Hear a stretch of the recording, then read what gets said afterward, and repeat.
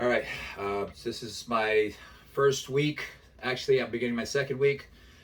Quick recap. I'm here discussing my recovery from a patellar tendon rupture, which happened 8 days ago.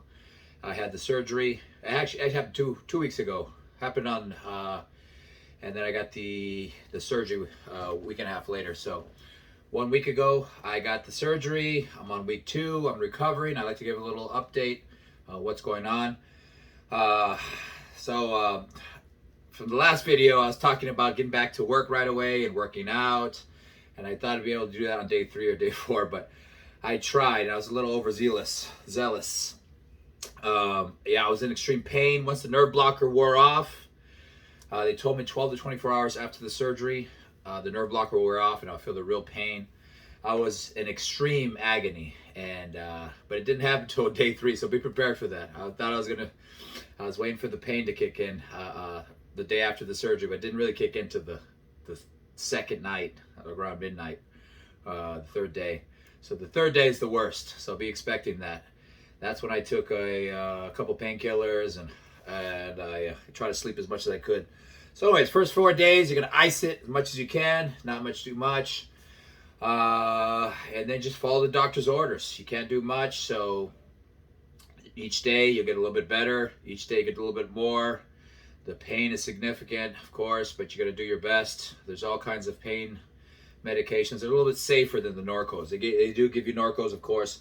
I like to stay away from those just because they're so addictive, and they're not great for the liver. But there are edibles, there's CBD, there's all kinds of other stuff you can take as well. But just try to sleep as much as you can, ice as much as you can.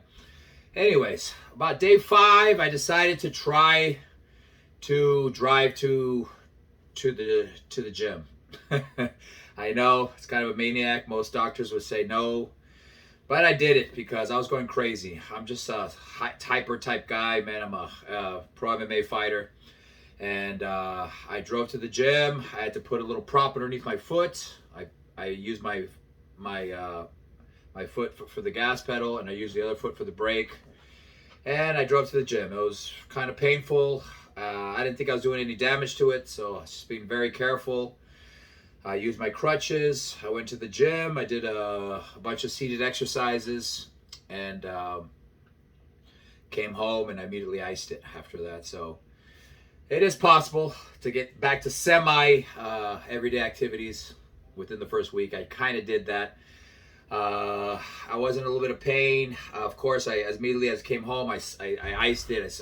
I elevated it as much as possible. So it is possible, but you should probably wait till the second week. This week, I feel pretty good. I've already got to the gym twice. Driving's getting a little easier.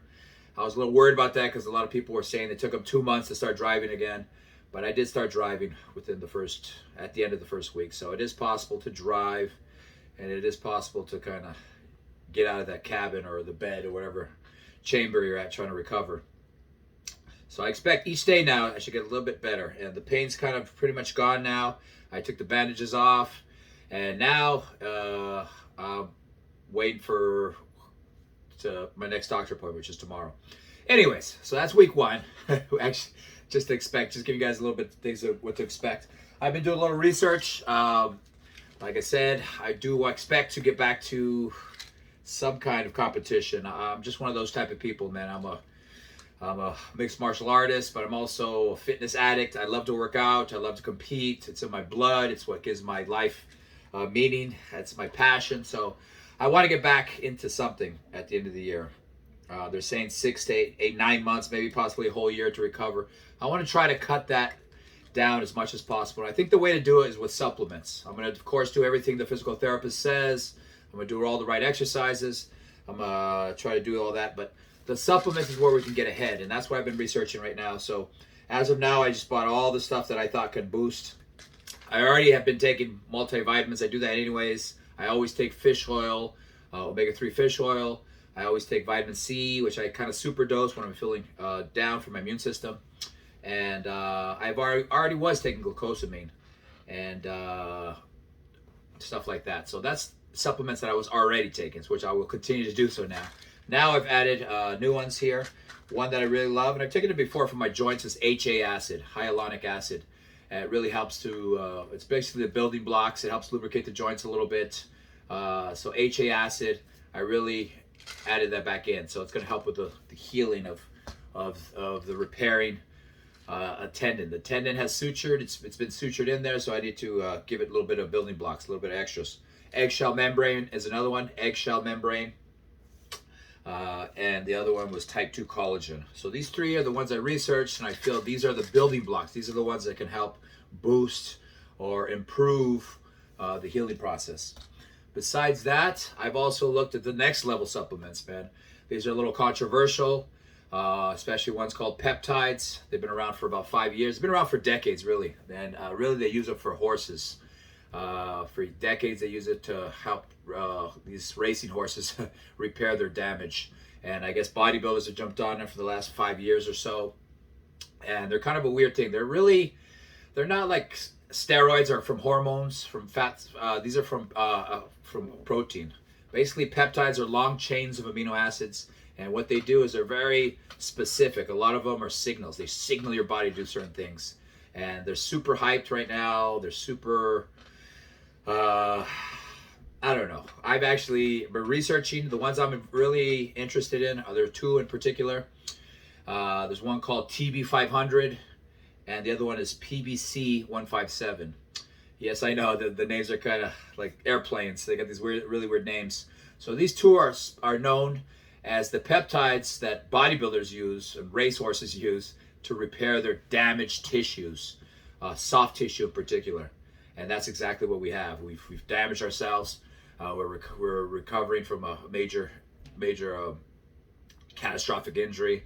So those two peptides are the ones that could possibly reduce and they're saying you can cut your injury time, recovery time in half. The problem with it, they're not illegal. They're still technically legal. They are banned in the Olympics, I believe, in some certain instances. But for our purposes, if you're a recovering athlete, older athlete, and you want to recover as soon as possible, it may be something to consider. And I'm actually strongly considering it. I still got to do a little more research. They're pretty easy to get. They're all over the internet. You just got to make sure, of course, it's kind of black market. You got to trust your sources just like anything else. Make sure you get the good quality stuff. But it's something that I feel that you can get to that next level of cutting down the recovery time and getting back into the game as soon as possible. And that's something I definitely need to decide on soon. But it is something for you guys to decide as well, man. If you're not a professional NFL, NBA player, Olympic athlete, it's something that you should get. I am a professional fighter, and I do expect to fight again. But even the reality is this stuff is in and out of your system. They're peptides. They don't linger. So worst case scenario, I can take it to recover. They'll be in and out of my system by the time I compete in 6 to 9 months, hopefully, which is what I want, what I'm trying to do. So anyways, that's just my update. This is week 2 for patellar tendon rupture surgery. And I'll try to do this.